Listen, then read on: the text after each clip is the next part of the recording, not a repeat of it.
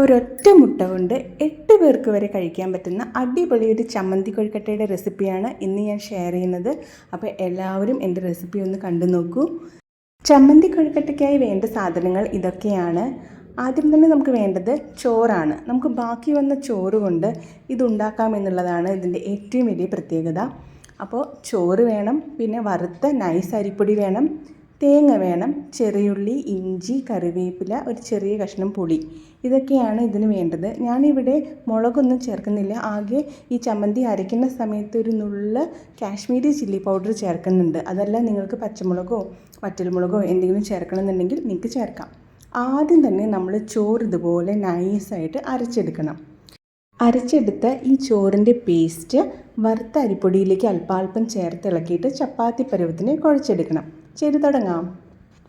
ആദ്യം നമ്മളൊരു ബൗളിലേക്ക് ഈ അരിപ്പൊടി ഇടുന്നു. അതിനുശേഷം അതിലേക്ക് പാകത്തിന് ഉപ്പ് ചേർത്ത് അരച്ച് വെച്ച ചോറിൻ്റെ പേസ്റ്റ് കുറച്ച് കുറച്ചായി ചേർത്ത് ഇളക്കി കൊടുക്കുകയാണ്. അപ്പോൾ നമ്മൾ ശ്രദ്ധിക്കേണ്ട എന്താണെന്ന് വെച്ചാൽ ഒറ്റയടിക്ക് ഈ ചോറിൻ്റെ പേസ്റ്റ് മൊത്തത്തിൽ അതിലേക്ക് തട്ടരുത്. ഓരോ സ്പൂൺ വീതം ചോറ് പേസ്റ്റ് ചേർത്ത ശേഷം ഇങ്ങനെ ഇളക്കി നമ്മുടെ പാകത്തിന് പരുവത്തിനാക്കിയെടുക്കണം. അതായത് കയ്യിലൊട്ടാത്ത പരുവത്തിൽ. ചപ്പാത്തി മാവൊക്കെ കണ്ടിട്ടില്ലേ, അതേപോലെ നമ്മൾ കറക്റ്റാക്കി എടുക്കണം. മാത്രമല്ല ഈ വറുത്ത അരിപ്പൊടിക്കൊരു പ്രത്യേകതയുണ്ട്. അതിലേക്ക് നനവ് വരുന്ന സമയത്ത് അതിങ്ങനെ കുറച്ച് ക്വാണ്ടിറ്റി കൂടി വരും. അപ്പോൾ അതൊക്കെ നോക്കിയിട്ട് വേണം നമ്മൾ ചോറിൻ്റെ പേസ്റ്റ് ചേർക്കാൻ. കുറച്ച് മയം കിട്ടാനായിട്ട് ഞാൻ കുറച്ച് വെളിച്ചെണ്ണ കൂടി ഇതിലേക്ക് ചേർത്തിട്ടുണ്ട്. ഇതുപോലെ നല്ല ഭംഗിയായിട്ട് കുഴച്ചെടുക്കണം. ഈ മാവിൽ നമ്മളിങ്ങനെ വിരൽ കൊണ്ട് പ്രസ് ചെയ്യുന്ന സമയത്ത് ഒട്ടും തന്നെ വിരൽ ഒട്ടി പിടിക്കില്ല. കണ്ടോ, ഇതേ പരുവത്തിന് നമുക്ക് കിട്ടണം. അപ്പോൾ ഇവിടെ നമ്മുടെ മാവ് റെഡി ആയിട്ടുണ്ട്. ഇനി നമുക്ക് അടുത്തതായിട്ട് ചമ്മന്തി അരച്ചെടുത്താലോ. അപ്പോൾ അതിനായിട്ട് നമ്മളൊരു മിക്സിയുടെ ജാറിലേക്ക് എടുത്തു വെച്ചിട്ടുള്ള തേങ്ങ, ചെറിയുള്ളി, ഇഞ്ചി, കറിവേപ്പില, ചെറിയ ഒരു കഷ്ണം പുളി, പിന്നെ കുറച്ച് കാശ്മീരി ചില്ലി പൗഡർ, അത് ഒരു നുള്ളു മാത്രമേ ഞാൻ ചേർക്കുന്നുള്ളൂ, പിന്നെ പാകത്തിന് ഉപ്പും. ഇത്രയും കാര്യങ്ങളാണ് ചമ്മന്തിക്ക് ഞാൻ ചേർക്കുന്നത്. നിങ്ങൾക്ക് ഇഷ്ടമുള്ള രീതിയിൽ ഈ ചമ്മന്തി ഉണ്ടാക്കാം കേട്ടോ. മല്ലിയില ചേർക്കാം, മുളക് ചേർക്കാം, ഇതൊക്കെ നിങ്ങളുടെ ചോയ്സ് പോലെ ചെയ്തോളൂ. ഞാനിവിടെ സാധാരണ രീതിയിൽ ഉണ്ടാക്കുന്ന പോലെയാണ് കാണിച്ചു തരുന്നത്. ഓക്കെ, അപ്പോൾ എല്ലാ ചേരുവകളും മിക്സഡ് ജാറിലേക്ക് ആക്കിയിട്ടുണ്ട്. ഇതുപോലെ ചതച്ചെടുക്കണം. അപ്പോൾ ചമ്മന്തി റെഡി ആയിട്ടുണ്ട്, അതുപോലെ മാവ് റെഡി ആയിട്ടുണ്ട്. ഇനി നമുക്ക് വേണ്ടത് മുട്ട. ഒരു കോഴിമുട്ട നല്ല ഭംഗിയായിട്ട് പുഴുങ്ങിയെടുക്കണം. ഇനി ഈ കോഴിമുട്ടയാണ് ഇന്നത്തെ താരം. ഇത് നന്നായിട്ട് മുറിച്ചെടുക്കണം. അതായത് ആദ്യം ഒരു പ്രാവശ്യം കട്ട് ചെയ്യുക, പിന്നെ ഒന്നുകൂടി കട്ട് ചെയ്യുമ്പോൾ 4ആയിട്ട് കിട്ടുമല്ലോ. ഈ 4ആയി കിട്ടുമ്പോൾ നമുക്ക് 4 കൊഴുക്കട്ട ഉണ്ടാക്കാം.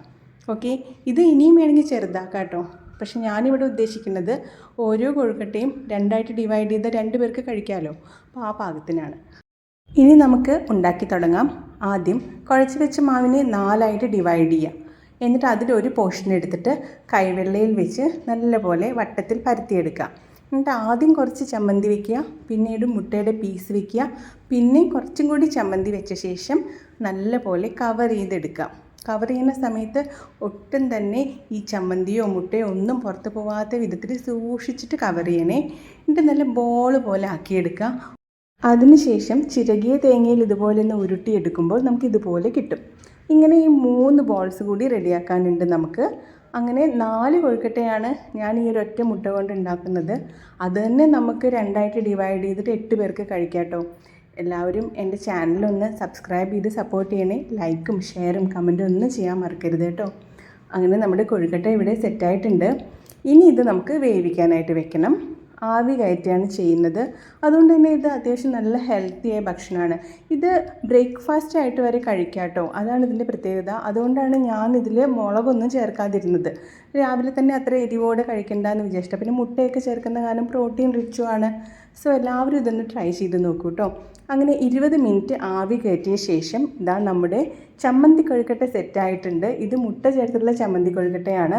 മുട്ട ചേർക്കാതെ ചമ്മന്തി മാത്രം വെച്ചിട്ടും ഇതുപോലെ നമുക്ക് ഉണ്ടാക്കാം, ഒരു കുഴപ്പമില്ല. ഇതൊന്ന് കട്ട് ചെയ്ത് കാണണ്ടേ നിങ്ങൾക്ക്? ഇതാ കട്ട് ചെയ്ത് കൊണ്ടുവന്നിട്ടുണ്ടേ. നല്ല രസമല്ലേ കാണാൻ? കുറച്ചുകൂടി ചുമന്ന മുളകൊക്കെ ചേർത്തിട്ട് ചമ്മന്തി അരയ്ക്കുകയാണെങ്കിൽ ഒന്നുകൂടി ഭംഗിയിൽ നിങ്ങൾക്ക് ചമ്മന്തിയൊക്കെ ഉണ്ടാക്കിയെടുക്കാം. ഞാനിവിടെ ഹെൽത്ത് നോക്കിയിട്ടും അതുപോലെ ബ്രേക്ക്ഫാസ്റ്റ് ആയിട്ട് ഉണ്ടാക്കുന്നതുകൊണ്ടുമാണ് അധികം എരിവ് ചേർക്കാത്തത്. അപ്പോൾ എല്ലാവരും ട്രൈ ചെയ്ത് നോക്കൂ. വീഡിയോ കണ്ട ശേഷം ഫീഡ്ബാക്ക് അറിയിക്കാൻ മറക്കല്ലേ. Thank you for watching. By.